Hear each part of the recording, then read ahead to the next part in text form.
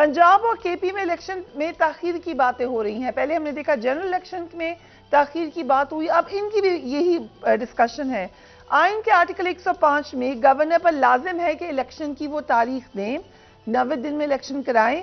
Governor Punjab और governor KP ने election commission को अब एक खत लिखा है और कहा है कि सिक्योरिटी की सूरत हाल के पेश नज़र उनको तमाम सियासी जमातों से वो मशवरा करें और फिर तारीख दी जाएगी।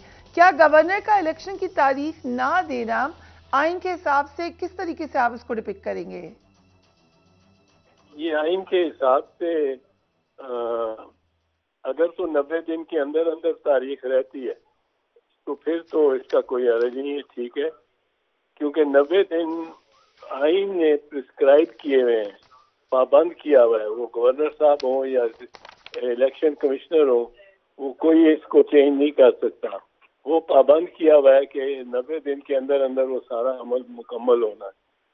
तो वो उसकी तारीख, इसलिए उस तारीख को ये में ताखीर नहीं कर सकते। पर उसमें और हिदायत अगर है कि आप किसी से कंसल्ट कर लें, ये वो कर लें, वो बेशक करें। और इलेक्शन कमिश्नर का ही असल में काम है conduct of elections, which will include the fixing of the date of the election, but ये नहीं हो सकता कि 90 दिन से आगे जाए।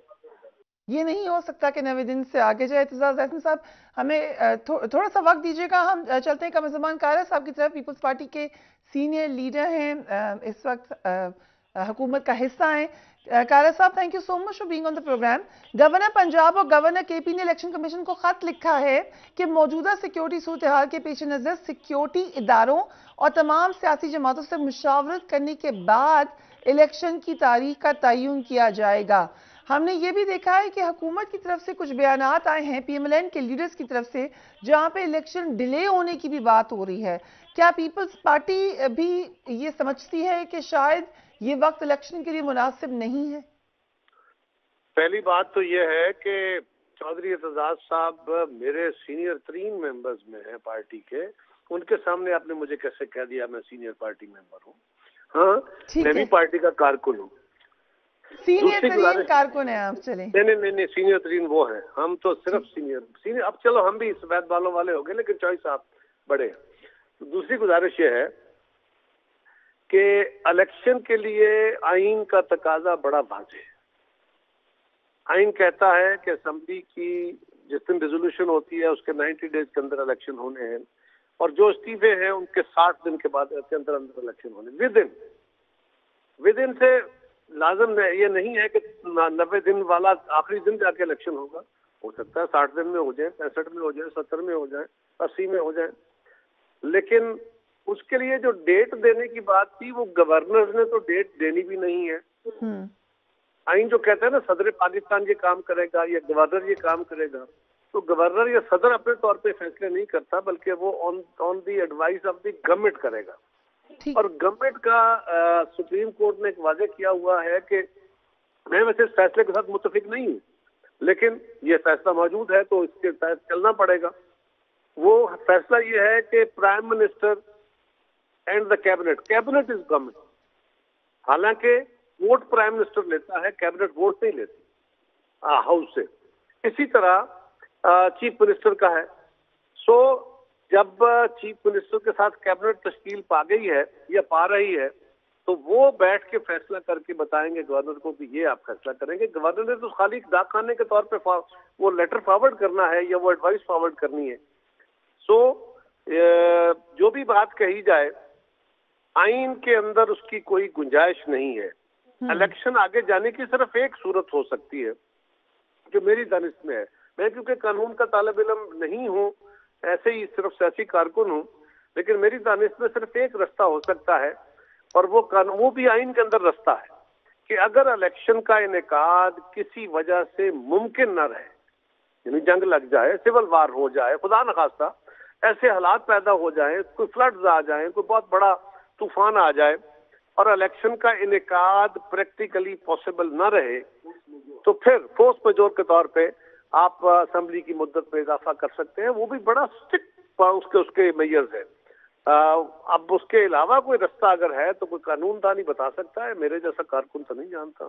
بٹ اعتزاز صاحب کو آپ نے سنا ہوگا، انہوں نے یہ بھی کہا کہ اگر نہیں ہوتے الیکشن 90 ڈیز میں تو یہ بڑا سیریس مسئلہ ہے، پھر ہم کیسے فرق کریں گے کہ یہ جمہوری حکومت تھی یا یہ جو تھا آئین شکن کی حکومت تھی. اور آرٹیکل 6 کا مقدمہ بن سکتا ہے اگر آپ الیکشن کو ڈیلے کریں. اور ہم دیکھ رہے ہیں کہ تاثر دیا جا رہا ہے قاہر صاحب، آ کے وزیر قانون کبھی اسٹیٹمنٹ دے رہے ہیں، کبھی علی خان صاحب، علی ملک صاحب دے رہے ہیں اسٹیٹمنٹ. سو ایک تاثر یہ جا رہا ہے کہ الیکشن نہیں کروانے ہیں. کیا پیپلز پارٹی اس میں متفق ہے یا سمجھتی ہے یہ ٹھیک تاثر جا رہا ہے؟ پیپلز پارٹی تو آئین کے ساتھ ہے. پیپلز پارٹی تو ہمیشہ آئین کی حکمرانی کی بات کرتی ہے، اس سے علاوہ ہٹ کے نہیں. جو کچھ بھی ہو وہ آئین کے تحت ہوگا. رہی بات کہ 2008 میں اگر آپ اجازت ہیں محترمہ بے نظیر بھٹو کی شہادت کے بعد جو حالات تھے آپ سے زیادہ کسی کو نہیں یاد ہوں گے. سو اس وقت بھی 6 ہفتے کے لیے الیکشن ملتوی ہوئے تھے اور پھر ہوئے تھے. تو اب ایسے خدا نخواستہ کیا صورتحال ہے کہ الیکشن نہ وہ والے اللہ نہ کرے کہ ایسے حالات بنے کہ الیکشن کا انعقاد ممکن نہ رہے. میں تو یہ کہہ رہا ہوں، میری دانست میں تو یہ ہے، باقی یہ میری ذاتی رائے ہے. میری جماعت کی رائے یقیناً وہی ہوگی جو آئین اور قانون کا منشا ہے، اس سے ہٹ کے کوئی رائے نہیں. سینئر پولیٹیشین جو کہ کانسٹیٹیوئنسی کی پالیٹکس کو بہت اچھی طرح سمجھتے ہیں، یہ وہ تاثر نہیں جا رہا کہ آپ مائنڈ نہ کریں کہ جب آپ یہ اسٹیٹمنٹس دے رہی ہے آپ کی حامی جو لوگ ہیں کہ اللہ کرے دشمن کی توپوں میں کیڑے پڑے، یہ وہ والا تاثر نہیں جا رہا؟ دیکھیے فریہ، بات یہ ہے کہ عمران خان نے، یہ میری پہلی پوزیشن اپنی جگہ پہ انٹیکٹ رکھتے ہوئے، عمران خان نے پاکستان کی پالیٹکس کو اس حال میں لے آئے ہیں، وہ اس سطح پہ کھڑا کر دیا ہے کہ اب کوئی اخلاقی تقاضا سامنے رہا نہیں. یہ سب سے بڑا عذاب ہو گیا. یعنی کوئی پریشر نہیں رہ گیا عوام کا. انہوں نے اپنے طور پہ ہر قانون کو، ہر ضابطے کو برباد کر کے رکھ دیا ہے، ہر ٹریڈیشن کو برباد کر دیا ہے. اس کے جواب میں اگر دوسری طرف سے آپ 100% آئین اور قانون کے تقاضے مانگے تو یہ بات تو درست ہے کہ آئین کے مطابق ہی چلنا چاہیے، لیکن پریکٹیکل پالیٹکس میں حالات آپ کو جبر کی طرف لے جاتے ہیں اور آپ نہ چاہتے ہوئے وہ فیصلے کر پاتے ہیں. اور رہی بات الیکشن کا اگر ڈیلے ہوتا ہے تو یہ جو آرٹیکل 6 ہے، جن چیزوں پہ لگنا تھا ان پہ تو لگا نہیں ہے. اس کے اندر تو آرٹیکل 6 کا میرے خیال میں یہ وائلیشن آف کانسٹیٹیوشن نہیں ہے، یہ آئین کے مطابق نہ چلنا ایک اور صورت ہے. یعنی اس کے اندر بھی ایک آرٹیکل 254 ہے جو کہتا ہے کہ اگر کسی وجہ سے آئین کے اوپر اسٹرکٹو سینسو جو اس کی حدود و قیود مقرر کی گئی ہیں اس پہ عمل درآمد نہ ہو سکے تو وہ ایبروگیشن آف کانسٹیٹیوشن نہیں ہوگا. لہذا اس کو اس طرح انٹرپریٹ کرنا درست نہیں ہے. لیکن اگر ایک مہذب معاشرے اور ایک مہذب ڈیموکریسی کی طرف آپ نے جانا ہے تو پھر اپنے ایسنس آف کانسٹیٹیوشن پہ عمل کرنا ہے، ورڈ پہ عمل نہیں کرنا. دوسری طرف ہم دیکھیں تحریک انصاف کے خلاف کیسز کا انبار لگ چکا. کل رات چودھری پرویز الہی کے گھر بھی چھاپا مارا گیا. فواد چودھری کو آج ہی ضمانت ملی ہے. اس سے کیا تاثر جا رہا ہے؟ سیاسی انتقام کا تاثر نہیں جا رہا؟ مجھے آپ کے اس آرگومنٹ پہ بہت افسوس ہوا ہے. میں آپ کے اس آرگومنٹ پہ احتجاج کر رہا ہوں. اس لیے کہ کیسے آپ نے کہہ دیا کہ سیاسی انتقام ہے؟ فواد چودھری کو کس کے کہنے پہ پکڑا گیا؟ فواد چودھری کو کیا حکومت نے پکڑا؟ ہماری طرف سے کوئی ریفرنس ہوا؟